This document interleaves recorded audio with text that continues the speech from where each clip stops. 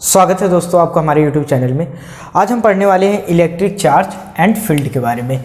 Electric charge 12th class का chapter 1 है, electric charge and fields. इसमें बच्चों सबसे पहला क्वेश्चन हमारा ये होगा, व्हाट इज चार्ज।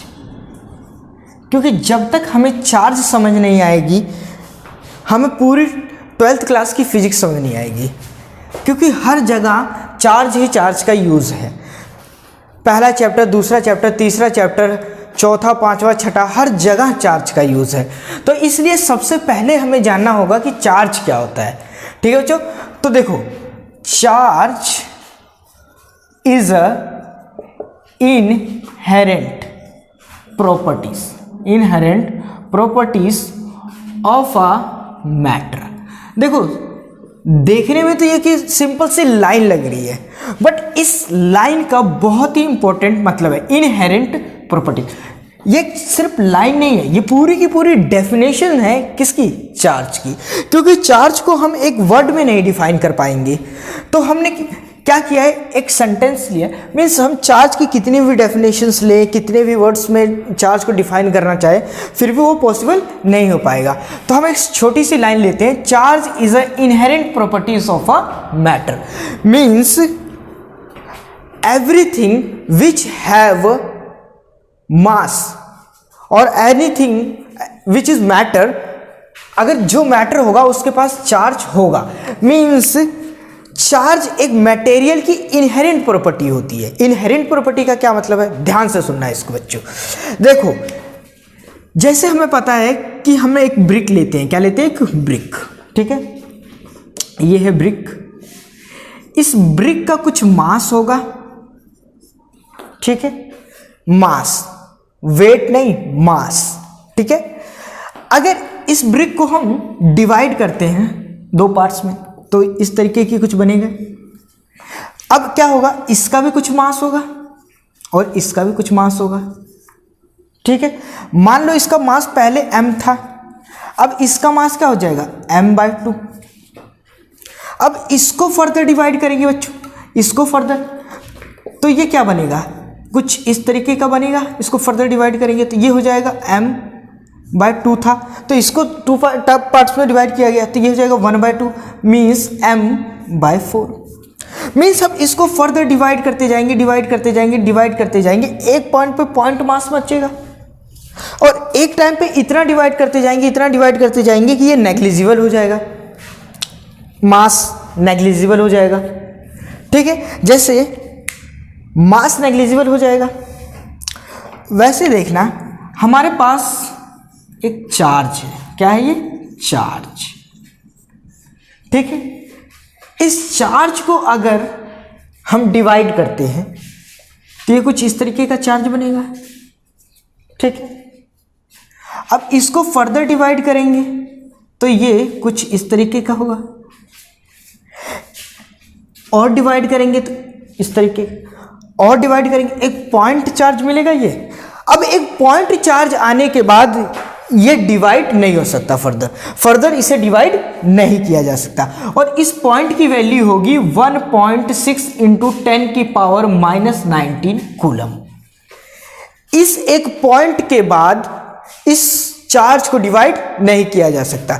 अगर हम इसी पॉइंट्स को, ढेर सारे जो पॉइंट्स होंगे, इस पॉइंट्स को जोड़ेंगे तो ये बनेगा, और इसको ऐसे ही जो ढेर सारे टुकड़े थे इनको जोड़ेंगे तो ये बनेगा, और इसको जोड़ेंगे तो ये बनेगा, और इसको जोड़ेंगे तो ये बनेगा।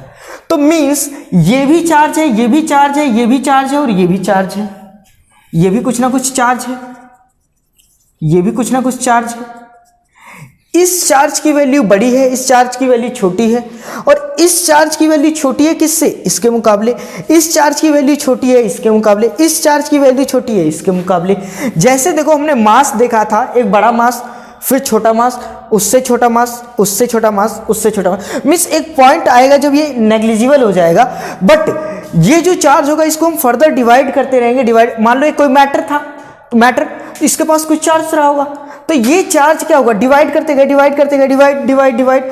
अब वो चार्ज 1.6 × 10⁻⁻19 कूलम के बाद फर्दर डिवाइड नहीं होगा।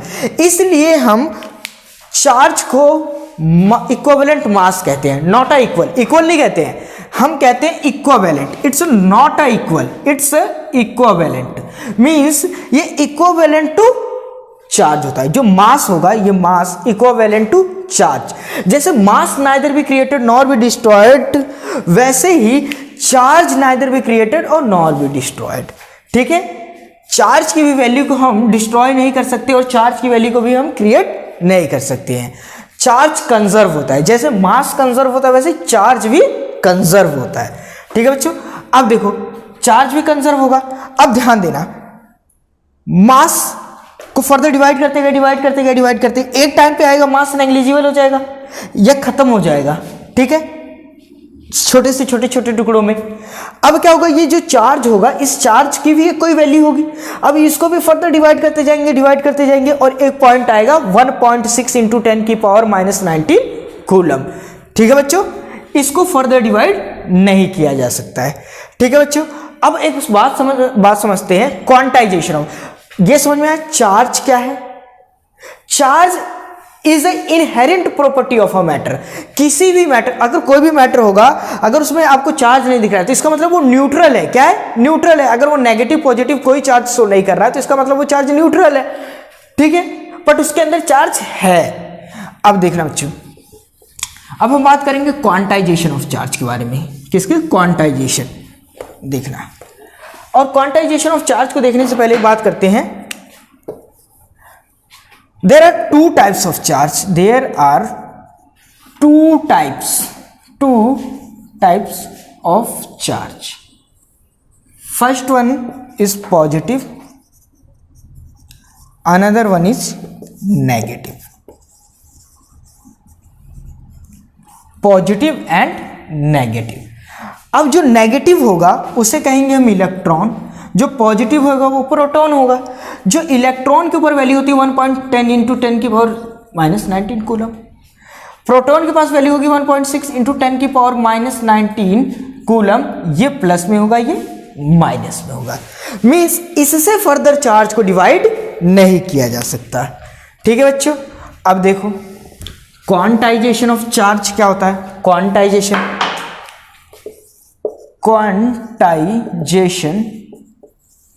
Of a charge, quantization of a charge means अभी जब हमने बात करी कि चार्ज क्या है, charge is a inherent properties of a matter. जिसको चार्ज है, अगर एक हमारे पास बड़ा चार्ज है उसको हम फर्दर स्मॉल पार्टिकल्स में डिवाइड कर सकते हैं, और जो फर्दर स्मॉल पार्टिकल्स में डिवाइड कर सकते हैं तो एक ऐसा पॉइंट आएगा जिसके बाद चार्ज डिवाइड होना बंद कर देगा। मीन्स डिवाइड होना बंद कर देगा का क्या मतलब है, एक जब उसके पास एक वैल्यू आ जाएगी 10 की पावर -19 कूलम, तो इसके बाद चार्ज डिवाइड नहीं होगा। और कूलम क्या है? कूलम एक ऐसा यूनिट होती है किसी भी चार्ज को मेजर करने के लिए, और ये कूलम किसी साइंटिस्ट के नाम पे रखा गया, इसके बारे में बात करेंगे हम। ठीक है, अब देखो, अब चार्ज इससे फर्दर डिवाइड नहीं हो सकता।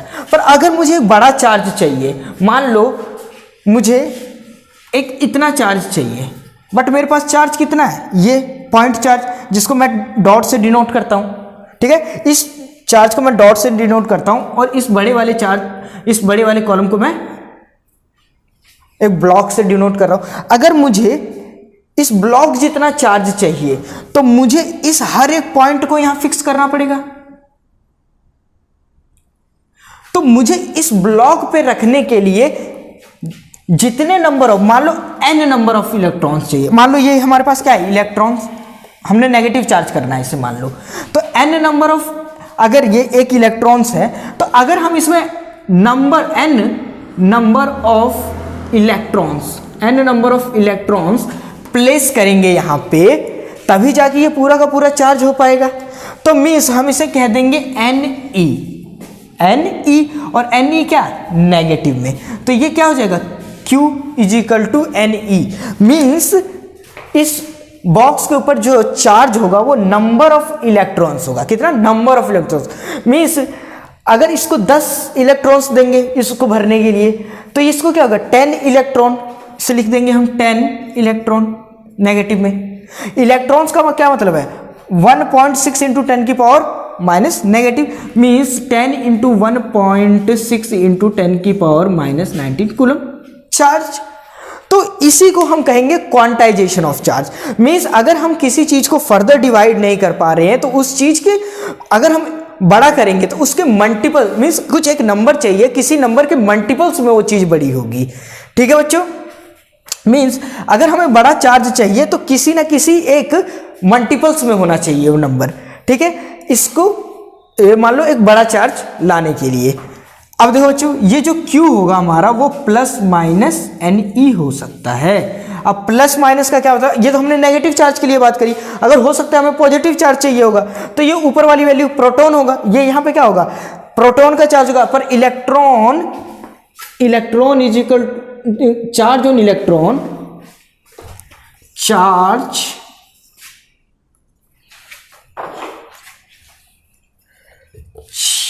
On electron equal to charge on proton. Charge on electron equal to charge on proton.